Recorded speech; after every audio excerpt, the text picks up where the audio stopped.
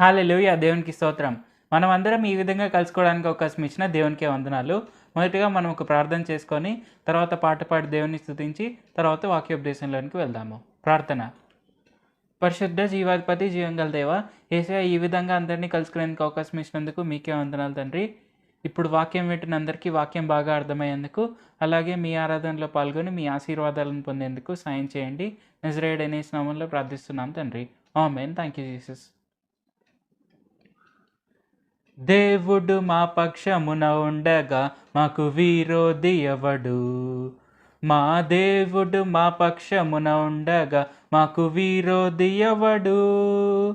జీవము గల దేవుని సైన్యముగా సాతాను నోడింతుము. జీవము గల దేవుని సైన్యముగా సాతాను నోడింతుము. యుద్ధం యెహోవాదే, రక్షణ యెహోవాదే, విజయం యెహోవాదే, ఘనత యెహోవాదే. యుద్ధం యెహోవాదే, రక్షణ యెహోవాదే, విజయం యెహోవాదే, ఘనత యెహోవాదే. దేవుడు మా పక్షమున ఉండగా మాకు విరోధి ఎవడు?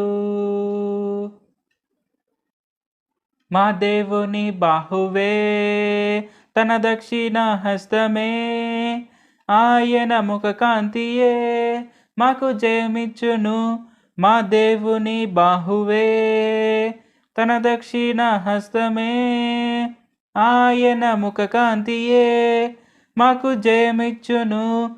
తన దగు ప్రజగా మము రూపించి, నిరతము మాపై కృప చూపించి, తన మహిమకై మము పంపించి, ప్రభావమును కనపరచును.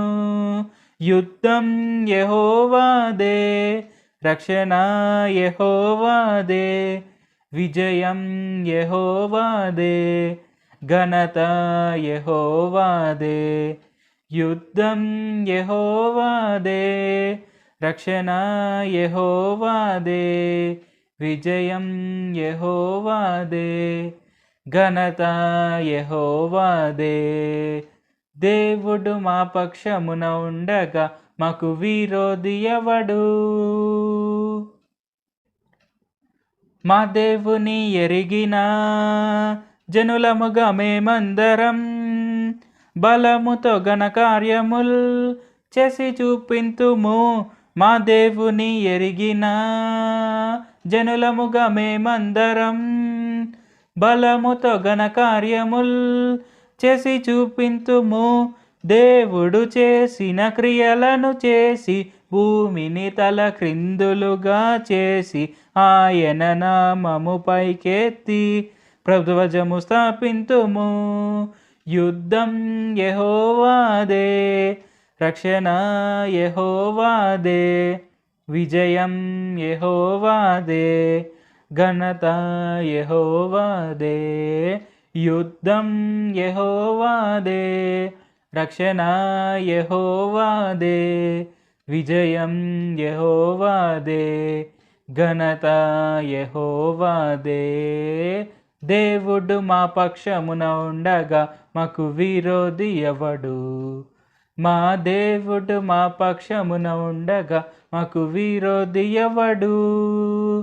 జీవము గల దేవుని సైన్యముగా సాతాను నోడింతుము. జీవము గల దేవుని సైన్యముగా సాతాను నోడింతుము. యుద్ధం యెహోవాదే, రక్షణ యెహోవాదే, విజయం యెహోవాదే, ఘనత యెహోవాదే. యుద్ధం యెహోవాదే, రక్షణ యెహోవాదే, విజయం యెహోవాదే, ఘనత యెహోవాదే. దేవుడు మా పక్షమున ఉండగా మాకు విరోధి ఎవడు? హల్లెలూయా! మన దేవుడైన యేసు ప్రభువారు మన పక్షంలో ఉన్నప్పుడు మనకు విరోధులు ఎవ్వరూ లేరు. అది మనం గుర్తించి మనము ఆయననే నమ్ముకొని ఆయననే కనిపెట్టుకుంటూ ముందుకు సాగుదాం. మనం ఇప్పుడు వాక్యోపదేశంలోనికి వెళ్దాం.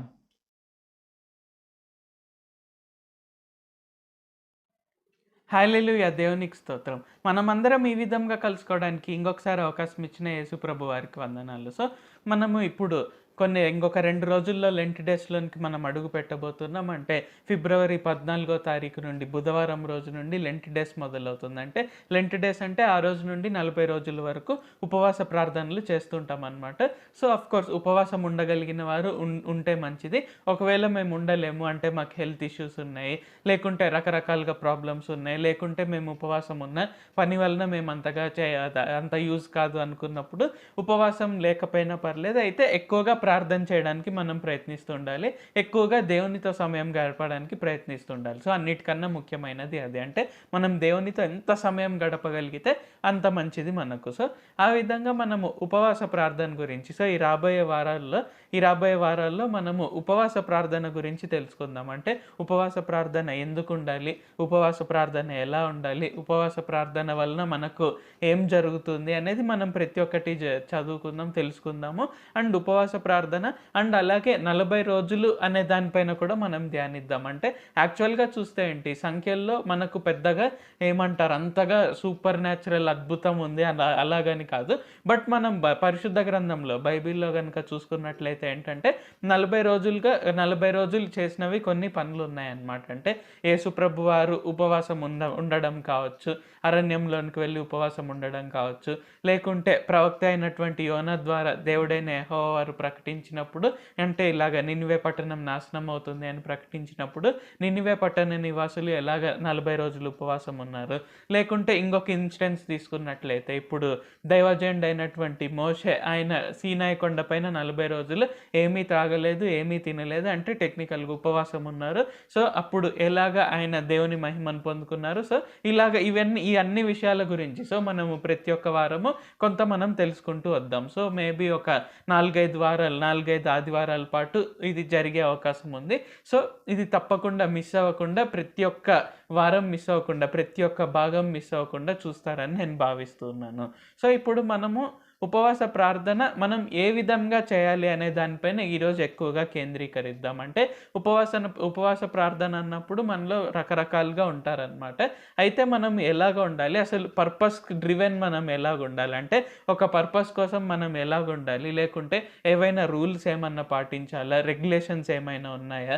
సో, అవన్నీ ఈరోజు మనం తెలుసుకుందాం. సో, మొట్టమొదటగా మనం యెషయా గ్రంథం 58వ అధ్యాయం 3వ వచనం నుండి గనక చదువుకున్నట్లయితే మేము ఉపవాసం ఉండగా నీవెందుకు చూడవు? మేము మా ప్రాణములను ఆయాసపరుచుకొనగా నీవెందుకు లక్ష్యపెట్టవు అని అందురు. మీ ఉపవాస దినంన మీరు మీ వ్యాపారం చేయుదురు, మీ పనివారి చేత కఠినమైన పని చేయించుదురు. మీరు కలహపడుచు వివాదం చేయొచ్చు, అన్యాయంగా గుద్దులాడుచు ఉపవాసముందురు. మీ కంఠధ్వని పరమున వినబడినట్లుగా మీరిప్పుడు ఉపవాసం ఉండరు. సో, ఈ 2 వచనాలు గనుక చూసుకున్నట్లయితే ఏంటి ఇక్కడ మనకు ఒక ముఖ్యమైన పాయింట్ తెలుస్తుందనమాట. ఏంటంటే మీరు ఉపవాసం ఉన్న రోజున మీరు మీ వ్యాపారం చేయుదురు. అంటే ఓకే, మనలో ప్రతి ఒక్కరికి పనులున్నాయి. సో, ప్రతి ఒక్కరం మనం ఉద్యోగానికి వెళ్తుంటాము, లేకుంటే కొంతమందికి వ్యాపారాలు బిజినెస్లు ఉన్నాయి, కొంతమందికి ఇంకొన్ని పనులున్నాయి. సో, మనం బ్రతకడానికి మనం ఏదో ఒక పని చేస్తూ వస్తుంటాం అనమాట. కానీ మనం ఉపవాస ప్రార్థన అని చెప్పినప్పుడు ఏంటి ఓకే, ఒక రకంగా కొంచెం పని చేసినా అయితే మెయిన్ కేంద్రీకరణ దేనిపైన ఉండాలి అంటే మనకు ప్రార్థన పైన ఉండాలి, దేవునితో సమయం గడపడం పైన ఉండాలి. సో, ఒక్కొక్కసారి ఏమవుతుంటుందంటే సరే పోనీ ఒకవేళ పనులు ఎక్కువగా ఉన్నాయి, బిజీగా ఉన్నాం అనుకున్నా సరే, అయితే మనలో కొంతమంది ఏంటి అంతగా బిజీగా లేకున్నా, అంతగా పనులు లేకున్నా ఏంటి కొంతమందితో ఫోన్లు చేసి మాట్లాడుకుంటూ ఉంటారు, ఫోన్ కాల్స్లో మాట్లాడుకుంటూ ఉంటారు, లేకుంటే స్నేహితులను కలుస్తూ ఉంటారు, లేకుంటే ఇది చేస్తుంటారు అది చేస్తుంటారు, లేని పనులు కల్పించుకొని అనవసరంగా ఉపవాస ప్రార్థన పైన అంతగా కేంద్రీకరించకుండా మనసులో ఏమని ఉంటుంది భావము, నేను ఉపవాసం ఉన్నాను కరెక్టే, సో దేవుడు నన్ను ఆశీర్వదించేస్తాడు, ఈ ఉపవాసం వల్ల నాకు ఖచ్చితంగా ఉపయోగం ఉంటుంది అని భావిస్తూ ఉంటారంటే ఇక్కడ యేసుప్రభు వారు ఏదో శిక్ష వేస్తారని కాదు, కానీ బట్ స్టిల్ మనం ఉపవాస ప్రార్థన అని మనల్ని మనం ప్రతిష్ఠించుకున్నప్పుడు అది ఖచ్చితంగా మనము చాలా కేంద్రీకరణతో మనం చేయాల్సి ఉంటుంది. అంటే మనం మ్యాక్సిమం ఎంత వీలైతే అంతగా ఉపవాసం ఏ టైంలో అయితే ఉంటామో, అంటే మనం పొద్దున్న లేచినప్పటి నుండి మనలో కొంతమంది మధ్యాహ్నం మధ్యాహ్నం వరకు ఉంటారు, కొంతమంది సాయంత్రం వరకు ఉంటారు, కొంతమంది 40 రోజు పూర్తిగా ఉంటారనమాట. ఓన్లీ వాటర్ తాగుతూ, నీళ్లు తాగుతూ, లేకుంటే ఏదైనా మధ్య మధ్యలో జ్యూసులు కావచ్చు, కాఫీలు కావచ్చు తాగుతూ, అలాగా ఆ విధంగా ఉండేవాళ్ళు కొంతమంది ఉంటారు. లేకుంటే కొంతమంది డానియల్ ఫాస్టింగ్ లాగా ఉంటారనమాట. అంటే జస్ట్ ఇంకా ఏమంటారు, ఎక్కువ ఆహారం తీసుకోకుండా జస్ట్ మధ్య మధ్యలో ఇంక అస్సలు నేను ఆకలి తట్టుకోలేనన్నప్పుడు ఏదో కొంచెం ఆహారం పుచ్చుకొని అలాగ ఉండడము. సో అలాగా రకరకాలుగా ఉంటారనమాట. అయితే మనం ఆ ఉపవాసం ఉన్న సమయంలో మనం మన పనులన్నీ పక్కన పెట్టేసి, సో మ్యాక్సిమం మనకు వీలైనంత, లేదు నేను నా పనులను పక్కన పెట్టలేనన్నప్పుడు మనము ఉపవాస ప్రార్థనలాగా కాకుండా మనకు ఖాళీ సమయం ఏదైతే దొరుకుతుందో, అంటే ఇంటికి వచ్చిన తర్వాత రాత్రి సమయం కావచ్చు, లేకుంటే ఆఫీస్కి వెళ్ళే ముందర పొద్దున సమయం కావచ్చు, సో అప్పుడు మనం ఒక గంటన్నర దేవునితో సమయం గడపచ్చు. అంత మాత్రాన యేసుప్రభు వారు మనల్ని ఏమి శిక్షించారు. అయితే మనకు ఖచ్చితంగా అవకాశం ఉన్నప్పుడు మనం ఉపవాస ప్రార్థన చేయడానికి మనం ప్రయత్నించాలి. సో ఉపవాస ప్రార్థన వలన ఉపయోగాలు ఏంటి, మనం కంటిన్యూషన్ చదువుకున్నట్లయితే 5వ వచనం నుండి చదువుకుంటే, అట్టి ఉపవాసము నాకు అనుకూలమా, మనుష్యుడు తన ప్రాణమును బాధపరచుకొనవలసిన దినము అట్టిదేనా, ఒకడు జమ్ము వలె తల వంచుకొని గోనెపట్ట కట్టుకొని బూడిద పరుచుకొని కూర్చుండుట ఉపవాసమా, అట్టి ఉపవాసము యెహోవాకు ప్రీతికరమని మీరు అనుకొందురా, దుర్మార్గులు కట్టిన కట్లను విప్పుటయు, కాడిమాను మోకులు తీయుటయు, బాధింపబడిన వారిని విడిపించుటయు, ప్రతి కాడిని విరుగగొట్టుటయు నేను ఏర్పరచుకొని ఉపవాసం కదా. సో మనం ఇక్కడ స్టాప్ చేస్తే ఏంటి, ఇక్కడ మనకి ఈ వచనంలో యేసుప్రభు వారు మనకు కీస్ ఇస్తున్నారనమాట. సో అంటే తాళపు చెవులు ఇస్తున్నారు. ఏంటంటే మనం ఉపవాసం ఉన్నట్లయితే ఏంటి, మనం నిజంగా ఉపవాసం నుండి మనం దేవునితో సమయం గడిపినట్లయితే ఏంటంటే దుర్మార్గులు కట్టిన కట్లు విప్పబడతాయి, అండ్ చూసుకున్నట్లయితే కాడిమాను మోకులు తీయబడతాయి, బాధింపబడిన వారు విడిపింపబడతారు, అండ్ అలాగే ప్రతి కాడి విరుగొట్టబడుతుంది. సో మనకేంటంటే చాలా మందికి ఏంటంటే రకరకాలుగా కాడులు మనం మోస్తూనే ఉన్నాం అనమాట. అంటే అప్పులనే కాడి కావచ్చు, వ్యాధులనే కాడి కావచ్చు, లేకుంటే డిప్రెషన్ అనే కాడి కావచ్చు, లేకుంటే నాకు ఇది జరగలేదు ఇంకా నాకు ఇంతే ఏమో అనే ఒక రకమైన కాడి కావచ్చు. సో ఇలాగేంటంటే రకరకాలుగా కాడులు మనం మోస్తున్నాము. అయితే ఉపవాస ప్రార్థన వలన జరిగేది ఏంటంటే ప్రతి కాడి విరువబడుతుంది. అంటే మనకి ఇంకా మన భుజాల పైన ఆ బరువు అనేది అస్సలు ఉండదు. అంటే ఇంక అప్పులు అనేవి ఉండవు, తాకట్లు అనేవి ఉండవు, ఈఎంఐస్ లోన్స్ అనే కాడి ఇంకా ఉండదు, లేకుంటే వ్యాధి అనారోగ్యం అనే కాడి ఇంకా ఉండదు, డిప్రెషన్ అనే కాడి ఇంకా ఉండదు, ఇంకా నా జీవితంలో నాకు పిల్లలు పుట్టలేదే అనే బాధ ఆ కాడి ఇంకా ఉండదు, ఇంకా నాకు వివాహం జరగదేమో అనే కాడి ఇంకా ఉండదు, లేకుంటే ఇంకా నాకు ఈ పోలీస్ కేసో కోర్టు కేసో ఇంక నేను జీవితాంతం భరించాలేమో, నేను ఊరికే కోర్టుల చుట్టూ పోలీస్ స్టేషన్ల చుట్టూ తిరుగుతున్నాను అని మనం బాధపడుతుండవచ్చు. సో ఆ కాడి కూడా పోతుంది. సో ఇంకా ఏదైనా సరే, ఏ కాడి అయినా సరే, ఏ కట్లైనా సరే విప్పబడతాయి, ఈ కాడిమాను మోకు తీయబడుతుంది. సో ఖచ్చితంగా అది మనం చూసుకోవాలి. సో ఉపవాస ప్రార్థన మనం కనుక చేస్తున్నాము అంటే ఆ రోజు ఖచ్చితంగా ఏదో ఒక కాడి విరిగిపోవాల్సిందే. ఇన్ఫ్యాక్ట్ మనం ఈ వచనంలో చూసుకున్నట్లయితే ఏంటి, ప్రతి కాడి విరిగిపోవాల్సిందే. సో యేసుప్రభు వారికి అట్టి ఉపవాసం అనుకూలము. సో అట్టి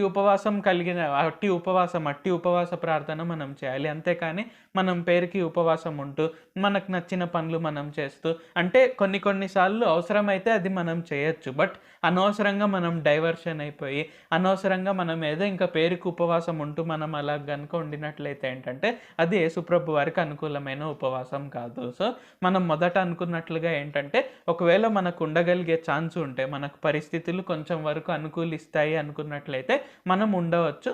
అండ్ మనం ఒకవేళ ఉపవాస ప్రార్థన కనుక చేసినట్లయితే ఏంటంటే మనం సీరియస్గా చేయాలి. సో ఇక్కడ మనకు యేసుప్రభు వారికి అనుకూలమైనటువంటి ఉపవాసం ఏంటో మనం చూస్తున్నాం. సో ఇంకా మనం 7-8 వచనాలు కూడా చదువుకుంటే, నీ ఆహారం ఆకలిగొనిన వారికి పెట్టుటయు, నీ రక్త సంబంధికి ముఖము తప్పింపకుండుటయు, దిక్కుమాలిన బీదలను నీ ఇంట చేర్చుకొనుటయు, వస్త్రహీనుడు నీకు కనబడినప్పుడు వానికి వస్త్రములు ఇచ్చుటయు, ఇదియే కదా నాకు ఇష్టమైన ఉపవాసము.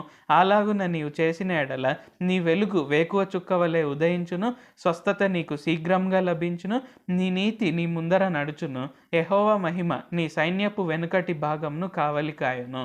సో ఈ 2 వచనాలు చూసుకున్నట్లయితే ఏంటి, ఇక్కడ యేసు ప్రభువారు ఇంకొక పాయింట్ కూడా టచ్ చేస్తున్నారు. ఏంటంటే అది కంపాషన్. సో, కంపాషన్ అంటే మనకు ఇతరుల పట్ల ఒకలాంటి దయా గుణము, లేకుంటే కరుణా స్వభావము. సో, ఈ గుణాన్ని యేసు ప్రభువారు ఇక్కడ టచ్ చేస్తున్నారనమాట. అంటే ఏంటంటే మనం ఉపవాస ప్రార్థన ఉంటే ఏంటి, అదేదో మనమే ఆశీర్వదింపబడాలి, మనమే బ్లెస్ అయిపోవాలన్నట్టే కాదు. సో, ఇప్పుడు మనం గనుక యాక్చువల్‌గా గలతీయులకు రాసిన పత్రిక 3వ అధ్యాయంలో 13, 14 వచనాల ప్రకారం ఏంటి, యేసుప్రభు వారు శిలువ పైన మరణించిన తర్వాత మనకు ఆయన అబ్రహాం ఆశీర్వాదాన్ని విడుదల చేశారనమాట. సో, అబ్రహాం యొక్క ఆశీర్వాదం ఏంటి, నీవు ఆశీర్వదింపబడ్దువు, నీ వలన అనేక వంశములు, అనేక జనములు అంటే అనేక దేశాలు ఆశీర్వదింపబడతాయని. సో, ఆ విధంగా మనం ఉపవాస ప్రార్థన ఉంటున్నామంటే ఏంటి, ఈ గుణాన్ని కూడా మనము ఇంప్రూవ్ చేసుకోవాలన్నమాట. అంటే ఎవరైనా మనకు వస్త్రహీనులు కనిపిస్తే వస్త్రాలు ఇవ్వడం కావచ్చు, లేకుంటే ఎవరైనా ఆకలితో అలమటిస్తున్నట్లయితే మనం వారికి ఆహారం అందించడం కావచ్చు, లేకుంటే ఎవరికైనా డబ్బులు అంతగా లేదనిపిస్తే మనం వారికి డబ్బు సహాయం చేయడం కావచ్చు. కోర్స్ మనం ఉండే దాంట్లో మనం ఖచ్చితంగా చేయొచ్చు. సో, మనలో ఒక్కొక్కసారి మనం ఇలాగ అనుకుంటూ ఉంటాం ఏంటంటే, ఇప్పుడు నా దగ్గర 100 రూపాయలే ఉంది, అదే నా దగ్గర కనుక 10,000 రూపాయలు ఉంటే నేను ఖచ్చితంగా సహాయం చేసేవాడిని, లేకుంటే నా దగ్గర 1,00,000 రూపాయలు ఉంటే నేను ఖచ్చితంగా సహాయం చేసేదాన్ని అని మనం రకరకాలుగా అనుకుంటుంటాం. కానీ ఇక్కడ ఏంటంటే మనం 100 రూపాయలు ఉన్నప్పుడు మనం ఒక 5 రూపాయలు, 10 రూపాయలు ఇవ్వలేకపోతే మనం రేపు ఆ 1,00,000 రూపాయలు వచ్చిన తర్వాత కూడా మనం ఇవ్వలేము. ఎందుకంటే అక్కడ ఇచ్చే స్వభావం అనేది అక్కడ డెవలప్ అవ్వట్లేదు. సో, ఒక్కసారిగా అంత డబ్బు వచ్చాక ఇవ్వాలనుకుంటే మనకే ఇవ్వాలనిపించదు అనమాట. అరే, ఈ అవసరం ఉంది, ఈ అవసరం ఉంది. సో, మనం ఇప్పుడు రీజన్స్ వెతుక్కున్నట్లయితే ఏంటంటే రేపు కూడా రీజన్స్ వెతుక్కునే అవకాశం ఉంది. కాబట్టి మనము ఉపవాస ప్రార్థన ఉంటూ మనం దేవునికి ప్రార్థన చేయాలి. దేవా, నాలో ఇతరుల పట్ల ప్రేమను కలిగించండి, నేను ఇతరుల ఆత్మలను రక్షించే విధంగా నాలో భారం కలిగించండి, ఇతరులకు సహాయం చేసే చేయిగా నా చేతిని చేయండి. అంటే నేను ఇతరులకు ఒకవేళ ఆహారం తక్కువైతే నేను ఆహారం అందించాలి, వస్త్రహీనులైతే నేను వస్త్రాన్ని అందించాలి, ఎవరైనా ఒకవేళ దిక్కులేని వారిని అయితే నేను వారిని చేర్చుకోవాలి. సో, ఇలాగ శక్తి కొలది మనం దేవుడిని అడిగినట్లయితే ఏంటంటే ఆయన ఖచ్చితంగా మన హృదయాన్ని విశాలపరుస్తారు. మన హృదయం విశాలమైనప్పుడు ఏంటంటే ఖచ్చితంగా యేసుప్రభు వారు మనల్ని అద్భుత రీతిగా ఆశీర్వదిస్తారు. సో, మన ఆశీర్వాదం ద్వారా ఏంటి, మన హృదయం విశాలంగా ఉంది కాబట్టి అబ్రహాం ఆశీర్వాదం మన జీవితాల్లో కూడా నెరవేరుతుంది. అంటే మనము ఆశీర్వదింపబడతాము, అనేక దేశాలు, అనేక వంశస్థులు మన వలన ఆశీర్వదింపబడతారు. సో, ఆ విధంగా ఏంటి ఉపవాస ప్రార్థనలో యేసుప్రభు వారు ఫస్ట్ కోరుకుంటుంది ఏంటంటే దుర్మార్గులు కట్టిన కట్లు కాడిమాను మోకు తీయబడుటయు, అలాగే ప్రతి కాడి విరగొట్టుబడుటయు. సో, వీటితో పాటు ఇంకొకటి ఏం కోరుకుంటున్నారు అంటే మనం ఇతరుల పట్ల దయ కలిగి ఉండాలి, కరుణ కలిగి ఉండాలి, అంటే వారిని ప్రేమించాలి, అండ్ ఏదైనా సహాయం వీలైతే ఆ సహాయం మనం చేయాలి. సో, ఇవన్నీ కలుపుకుంటే యేసుప్రభు వారికి అనుకూలమైన ఉపవాసము అని చెప్తున్నారు. సో, మనం ఈ లెంట్ డేస్ నుండి అంటే ఇంకొక 2 రోజుల్లో బుధవారం రోజు నుండి ఉపవాస ప్రార్థన మనలో అనేక మంది ఆరంభిస్తారు. సో, ఇవన్నీ మనం చెక్ చేసుకుంటూ ఉండాలి. ఓకే, నాకు ఎవరికైనా సహాయం చేసే అవకాశం వచ్చిందా, లేదు నేను ఒకవేళ నిజంగా సహాయం చేయలేను అనుకుంటే ఓకే, అప్పుడు యేసుప్రభు వారిని మనం అడగచ్చు, దేవా నా ద్వారా ఆ వ్యక్తికి సహాయం చేయండి, లేకుంటే మీరే డైరెక్ట్గా లేకుంటే ఇంకొకరి ద్వారానో సహాయం చేయండి. సో, అలాగ మనం ఇతరుల కొరకు ప్రార్థన అయినా చేయొచ్చు. లేదు సపోజ్ ఎవరైనా మనల్ని డబ్బులు అడిగారు, సో ఆ డబ్బు మనకి ఇవ్వగలిగే సామర్థ్యం ఉన్నప్పుడు మనము దేవుని పర్మిషన్ తీసుకొని మనం ఆ డబ్బు ఆ వ్యక్తికి ఇవ్వచ్చు అనమాట. సో, ఆ విధంగా ఏంటి మనకు సహాయం చేసే ఆ గుణం ఉండాలి అని యేసుప్రభు వారు మనకు ఈ రోజున తెలియజేస్తున్నారు. కాబట్టి ఉపవాస ప్రార్థన ఉన్నప్పుడు మనం ఇవన్నీ చెక్ చేసుకోవాలి. సో, దేవా నా పైన ఈ కార్డులు ఏవి ఉండకూడదు, నేను ఉపవాసం ఉండి ప్రార్థన చేస్తున్నాను కాబట్టి ఆ కార్డులను విరగ్గొట్టడానికి నాకు శక్తి దయచేయండి. అంటే సపోజ్ అప్పులు అనే కార్డు ఉంటే దేవా ఈ అప్పుల్ని తీర్చివేయడానికి నాకు శక్తిని ఇవ్వండి, లేదు అనారోగ్యం ఉంటే దేవా నాకు వెంటనే స్వస్థతను దయచేయండి. అండ్ ఇన్ఫ్యాక్ట్ 8వ వచనంలో మనకు క్లియర్గా రాశారు యేసుప్రభు వారు ఏంటంటే స్వస్థత నీకు శీఘ్రంగా లభించును అని. సో, మనం ఉపవాస ప్రార్థన ఉంటూ మనము కార్డుల గురించి మనం ప్రార్థన చేస్తూ మనం ఇతరుల పట్ల దయాగుణం కలిగి ఉంటే ఏంటంటే ఆటోమేటిక్గా యేసుప్రభు వారే మనకు స్వస్థతని ఇచ్చేస్తున్నారు, యేసుప్రభు వారే మనకు ఆయన నీతిని మనకు అనుగ్రహిస్తున్నారంటే మనం ఇంకా నీతిగా జీవించే విధంగా చూసుకుంటారు, మనల్ని గొప్పగా ఆశీర్వదిస్తాను, శీఘ్రంగా ఆశీర్వదిస్తాను అని ఆయనే మనకు తెలియజేస్తున్నారు. కాబట్టి ఉపవాస ప్రార్థన అనేది చాలా శక్తివంతమైనది.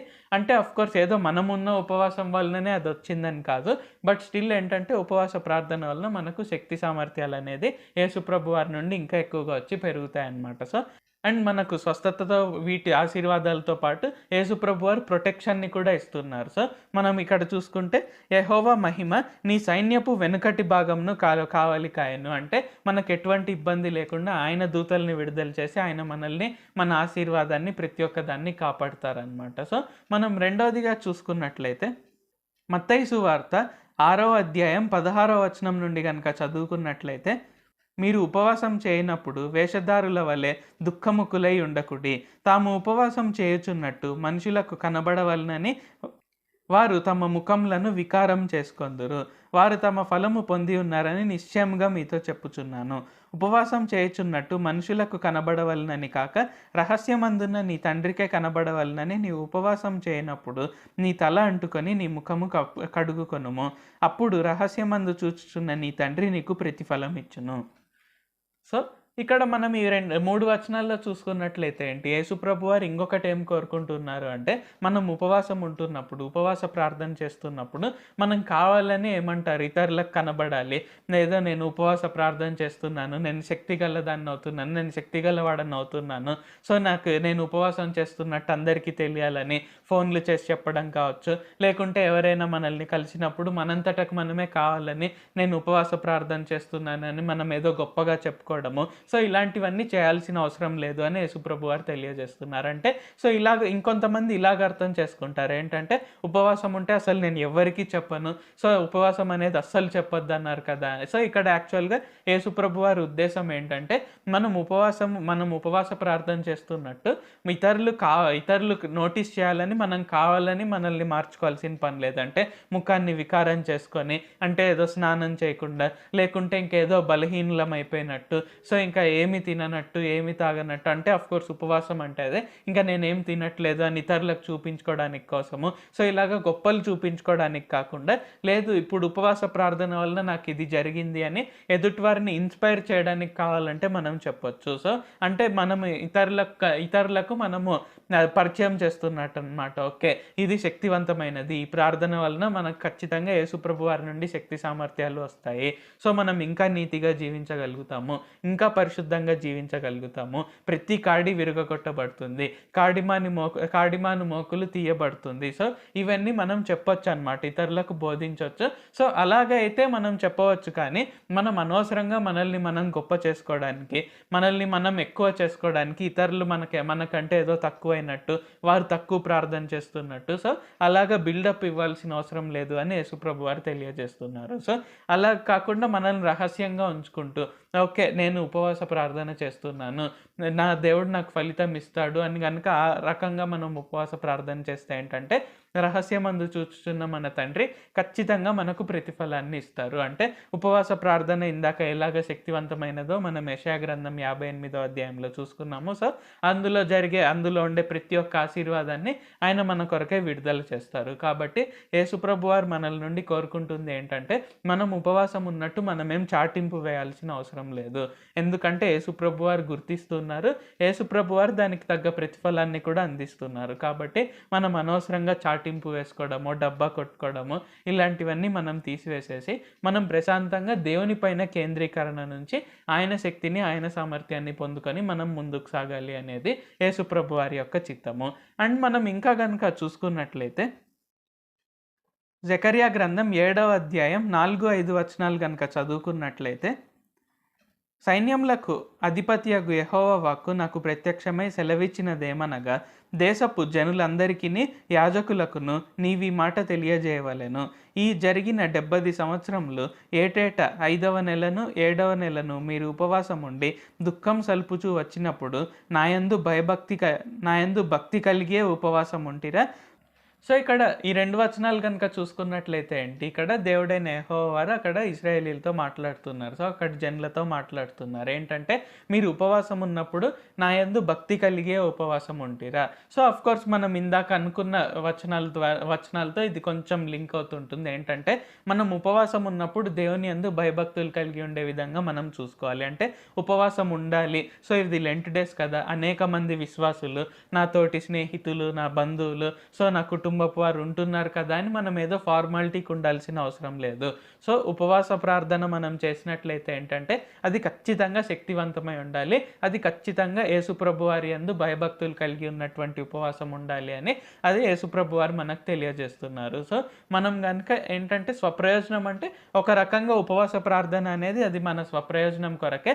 అయితే మనం యేసుప్రభు వారి యందు ఎదగడానికి మనం ఉపవాస ప్రార్థనను ఉపయోగించాలి. అంటే మన అవసరాల కొరకు ప్రార్థన చేస్తూ, అంటే దేవా నాకు ఇవి తీర్చండి అని అవసరాల కొరకు ప్రార్థన చేస్తూ మనం ఆత్మయందు ఎదిగే విధంగా కూడా మనం చూసుకోవాలి. దేవుని యందు భయభక్తులు కలిగి ఉంటూ మనం ముందుకు సాగాలి. సో అటువంటి ఉపవాసాన్ని యేసుప్రభు వారు కోరుకుంటున్నారు. సో మనం ఇప్పుడు ఈ 3 అధ్యాయాల్లో గనుక చూసుకున్నట్లయితే యెషయా గ్రంథం 58వ అధ్యాయం కావచ్చు, మత్తయి సువార్త 6వ అధ్యాయం కావచ్చు, ఇప్పుడు జెకర్యా గ్రంథం 7వ అధ్యాయం కావచ్చు. ఈ 3 అధ్యాయాల్లో యేసుప్రభు వారు మనల్ని ఎలాంటి ఉపవాసం ఉండాలి అనేది యేసుప్రభు వారు ఈరోజు మనకు బోధించారు. సో అంటే మనం ఉపవాసం ఉన్నప్పుడు ఇతరులకు చాటింపు వేసుకోవాల్సిన పని లేదు.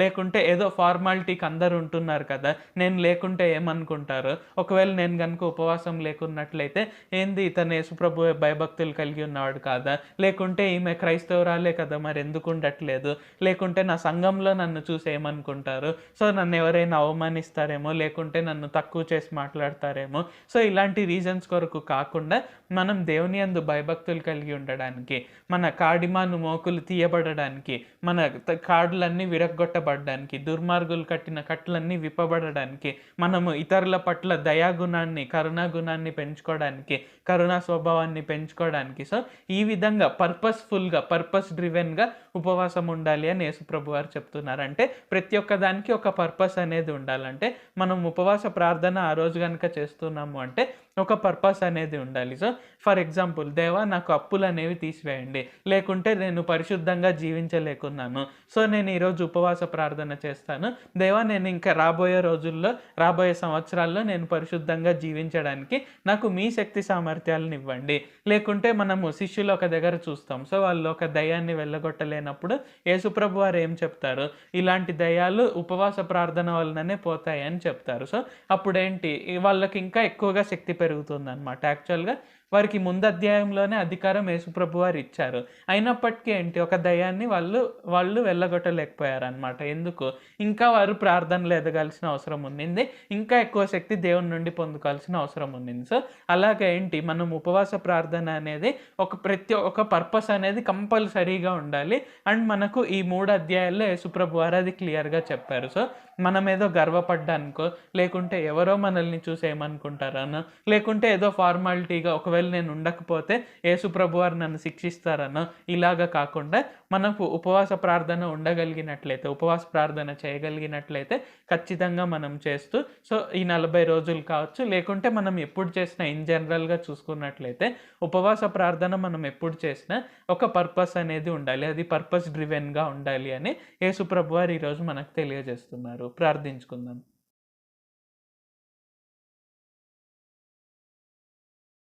ప్రభువా, దేవా, సర్వాధికారి, మాకు ఇంకొకసారి ప్రార్థించుకునేందుకు అవకాశం ఇచ్చినందుకు వందనాలు తండ్రి.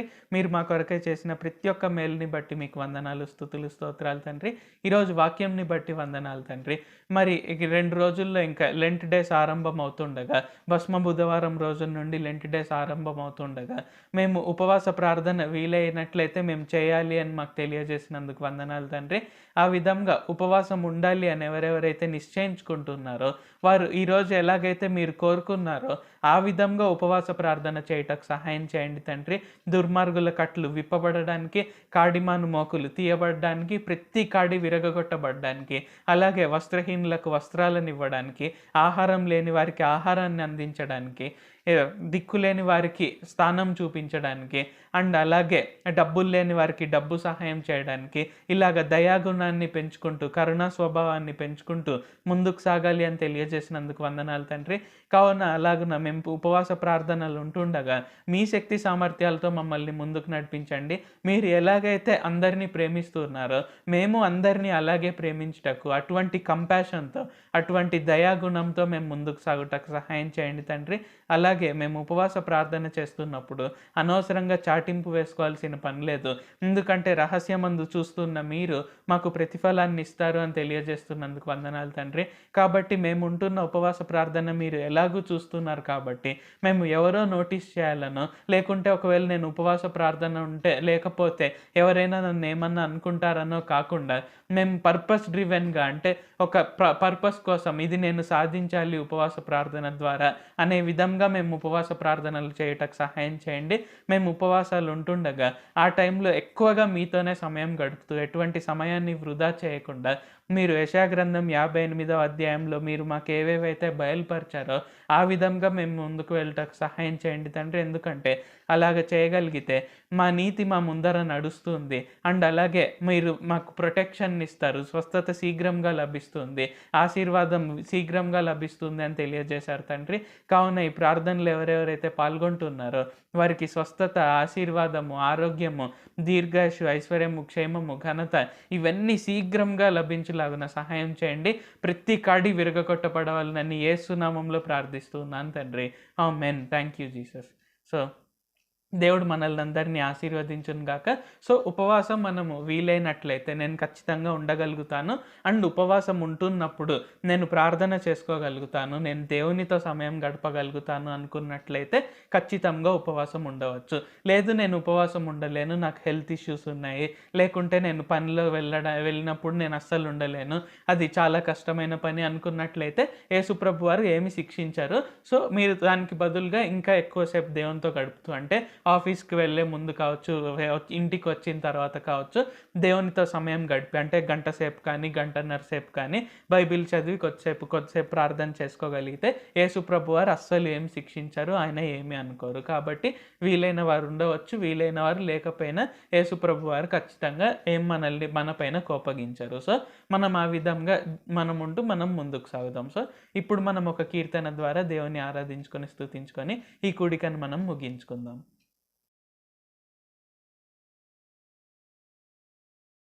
హల్లెలూయా! ఇప్పుడు మీరు విన్న వాక్యం మీకు అర్థమైందని భావిస్తున్నాను. ఇప్పుడు మనం ఒక కీర్తన పాడుకొని దేవుని స్తుతించి ఈ కూడికను ముగించుకుందాం. ఇశ్రాయేలును కాపాడు దేవుడు, కునుకడు నిద్రపోడెన్నడు. ఇశ్రాయేలును కాపాడే దేవుడు, కునుకడు నిద్రపోడెన్నడు. భూమి మారిన, జలములు పొంగిన, కొండలు కదిలిన భయము లేదుగా. మారని దేవుడు, విడువని నాథుడు, యేసు ప్రభువే మాకు తోడు ఉండగా. ఇశ్రాయేలును కాపాడు దేవుడు, కునుకడు నిద్రపోడెన్నడు. ఇశ్రాయేలును కాపాడే దేవుడు, కునుకడు నిద్రపోడెన్నడు. ఇత్తడి తలుపులను, ఇనుప గడియలను మా దేవుడే పగులగొట్టును. మా ముందర ఆయన నడుచును, ఈ భూమిని మేం స్వతంత్రించను. ఇత్తడి తలుపులను, ఇనుప గడియలను మా దేవుడే పగులగొట్టును. మా ముందర ఆయన నడుచును, ఈ భూమిని మేం స్వతంత్రించను. రహస్యమందలి ఆత్మల ధనము, ప్రపంచపు కోట్లాది జనము. రహస్యమందలి ఆత్మల ధనము, ప్రపంచపు కోట్లాది జనము. మాకు సొత్తుగా స్వాస్థ్యధనముగా ఇచ్చెను ప్రభువు, ఇది సత్యం. ఆమేన్. భూమి మారిన, జలములు పొంగిన, కొండలు కదిలిన భయము లేదుగా. మారని దేవుడు, విడువని నాథుడు, యేసు ప్రభువే మాకు తోడుండగా. ఇశ్రాయేలును కాపాడు దేవుడు, కునుకడు నిద్రపోడెన్నడు. ఇశ్రాయేలును కాపాడు దేవుడు, కునుకడు నిద్రపోడెన్నడు. సడలిన చేతులను, తొట్రిల్లు మోకాళ్ళను యేసుని పేరిట బలపరచేదం. తతరిల్లు హృదయాలను మీ ప్రభు వచ్చెనని ధైర్యము గుండమని దృఢపరచేదం. సడలిన చేతులను, తొట్రిల్లు మోకాళ్ళను యేసుని పేరిట బలపరచేదం. తతరిల్లు హృదయాలను మీ ప్రభు వచ్చెనని ధైర్యము గుండమని దృఢపరిచేదం. సతాను కాడిని విరుగగొట్టెదం, దుర్మార్గ కట్లను మేం విప్పేదం. సతాను కాడిని విరగొట్టెదం, దుర్మార్గ కట్లను మేం విప్పేదం. అగ్ని నుండి జనములలాగి ప్రభువును చూపెదమిది సత్యం ఆమేన్. భూమి మారిన జలములు పొంగిన కొండలు కదిలిన భయము లేదుగా, మారని దేవుడు విడువని నాదుడు యేసు ప్రభువే మాకు తోడుండగా. ఇజ్రాయేలును కాపాడు దేవుడు కునుకాడు నిద్రపోడెన్నడు, ఇజ్రాయేలును కాపాడే దేవుడు కునుకాడు నిద్రపోడెన్నడు. నరులను పట్టేటి జాలరులముగా మేం దైవరాజ్యపు వలలు విసురుతాం, యేసు రక్తమే పాపము కడుగునని సర్వలోకానికి చాటి చెప్పుతాం. నరులను పట్టేటి జాలరులముగా మేం దైవరాజ్యపు వలలు విసురుతాం, యేసు రక్తమే పాపము కడుగునని సర్వలోకానికి చాటి చెప్పుతాం. రారాజుకు రాయబారుల మేము క్రీస్తేసుతో జత పనివారము, రారాజుకు రాయబారుల మేము క్రీస్తేసుతో జత పనివారము. యేసు నందలి ఆనందమే మాకు బలము ఇది సత్యం ఆమేన్. భూమి మారిన జలములు పొంగిన కొండలు కదిలిన భయము లేదుగా, మారని దేవుడు విడువని నాదుడు యేసు ప్రభువే మాకు తోడుండగా. ఇజ్రాయేలును కాపాడు దేవుడు కునుకడు నిద్రపోడెన్నడు, ఇజ్రాయేలును కాపాడు దేవుడు కునుకడు నిద్రపోడెన్నడు. భూమి మారిన జలములు పొంగిన కొండలు కదిలిన భయము లేదుగా, మారని దేవుడు విడువని నాదుడు యేసు ప్రభువే మాకు తోడుండగా. ఇజ్రాయేలును కాపాడు దేవుడు కునుకడు నిద్రపోడెన్నడు, ఇజ్రాయేలును కాపాడు దేవుడు కునుకడు నిద్రపోడెన్నడు. హల్లెలూయా. ఇప్పుడు మనము పాడిన పాట అర్థం ఏంటంటే, దేవుడైన యేసు ప్రభువారు ఎల్లప్పుడూ మనతోనే ఉంటారు. ఆయన మనకుండగా మనకు ఎటువంటి ఇబ్బంది కలగదు. ఎలాంటి కాడులైనా యేసునామంలో విరిగిపోతాయి. ఎందుకంటే ఆయన ఎప్పుడు కునుకడు నిద్రపోడు. ఆయన మన గురించి ఎప్పుడు నిరంతరము ఆలోచిస్తూనే ఉంటారు. సో మనకంటే మనం ఎక్కువ ఆలోచించుకునే కంటే కూడా దేవుడైన యేసు ప్రభువారే మన గురించి ఎక్కువ ఆలోచిస్తారు. సో అది మనం గుర్తుపెట్టుకొని దేవుడైన యేసు ప్రభువారు మనల్ని అంతగా కేర్ చేస్తున్నారు అనేది మనము గుర్తుంచుకొని ఎల్లప్పుడూ దేవుడైన యేసు ప్రభువారి మార్గంలోనే నడుస్తూ ఉండాలి. మనం నెక్స్ట్ టైం కలుసుకునే వరకు దేవుడు మనల్ని అందరినీ ఆశీర్వదించును గాక. God bless us all. Amen. Thank you, Jesus.